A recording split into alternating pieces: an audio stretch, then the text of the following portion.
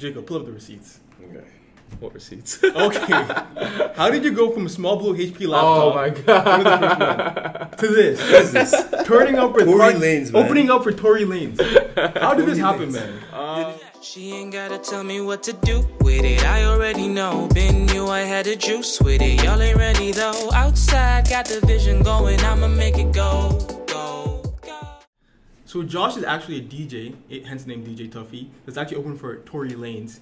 And before that, he's actually currently a student at Niagara University playing D1 soccer. So get you a man that can do both.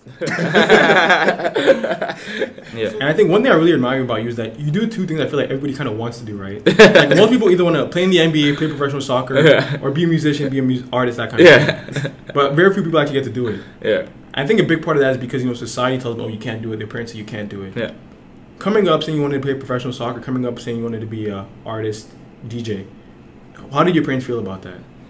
They're honestly the most supportive people out there. Really? You know, my parents are really old. They're 66, 67. Damn. So, yeah. The wine winner, too. Really? Yeah. Okay. They don't have time to be bickering at me, and they just want to relax. Are you the young? I was honestly afraid to tell my parents that I wanted to get into DJing because I didn't think what they think of it. You know, with DJing, you always think that it's like a certain lifestyle that you, they're older and they're more traditional. They immigrated from Ecuador, so I was afraid of telling them. And then I think I told them maybe March before my birthday that I wanted to take it seriously. And honestly, they were really proud. Wow. Again, my dad was a big soccer head and always pushed me to play soccer, but what they want me to be is happy, you know, at the end of the day. And if it means DJing or playing soccer, as long as I'm happy, healthy, and have a good head on my shoulders and not getting into the wrong things, that's what that matters to them. And I think that's what matters to a lot of parents. Looking back on your life so far, and whenever I ask this question, people are like, oh, you know, no regrets, I wouldn't do anything differently. But like, being honest, like, right, honestly speaking, looking back on like your life so far, are there things you would have done differently knowing what you know now? Yeah. There's actually a lot of things. What do you want to get from the DJ side or the soccer side? Open question. From the time you were born until now.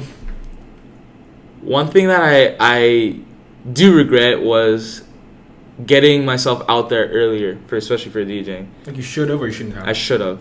I was too shy. I was too scared of what people thought of me. I was scared of what the world was going to say about me, you know, if I wasn't good, and then I'd stain my name and I'd be the worst DJ ever. So I think that I wish I could have started out earlier, you know, had an extra year to, you know, get my name out there would have helped to where I am now. And then when it comes to soccer, it's putting a little bit more time and effort, you know.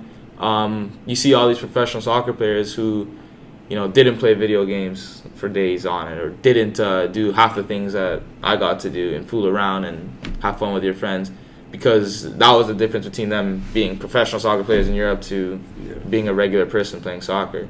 So honestly, that's probably one of my biggest regrets, is taking it seriously from younger, you know. But you can't control the past, you know. You just gotta look at the future. No, it's interesting you mentioned that too, because like I think about that a lot of times, especially with like Atila and stuff, where it's like, should I spend an hour hanging out with my friends or should I spend an hour working? Yeah. And it's always like it's hard to say you regret it though too, because like you have like good friendships. Yeah, exactly. Yeah. Yeah, it's interesting trade-off. And you have to balance. One thing of me and my friends always emphasize is balancing. You know. That's true. If you got a girlfriend, if you got work, and you got your friends, you got to find the balance between all three. You can't be just doing solely one, because not only are you gonna hate your life, or you know, you're gonna be regretting a lot of things because you're gonna miss out on so many opportunities. You're gonna be right? miserable. Yeah. Yeah. So you have to learn how to balance, and that's again with time management. It's probably one of the hardest things, but once you figure out that time managing thing, then you're good to go when it comes to your life. You know. Let's pull up this one.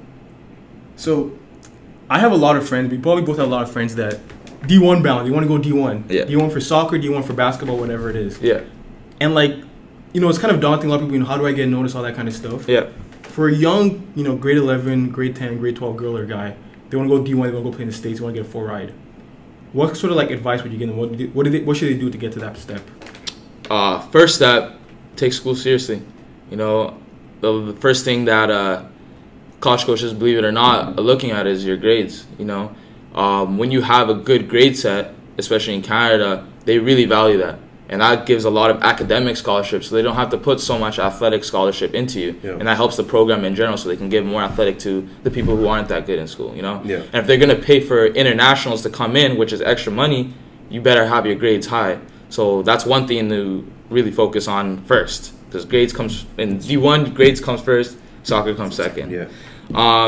Then when it comes to, you know, you said advice. You wanted advice of how they also, can get there. Another big thing is, like, especially if you're Canadian, you want to go to school in the States, getting noticed. Yeah, it's honestly, it's like with everything. It's not what you know, it's who you know, and how you place yourself into the opportunities to get to where you have to be. She ain't gotta tell me what to do with it. I already know. Been knew I had a juice with it. Y'all ain't ready though. Outside, got the vision going. I'ma make it go.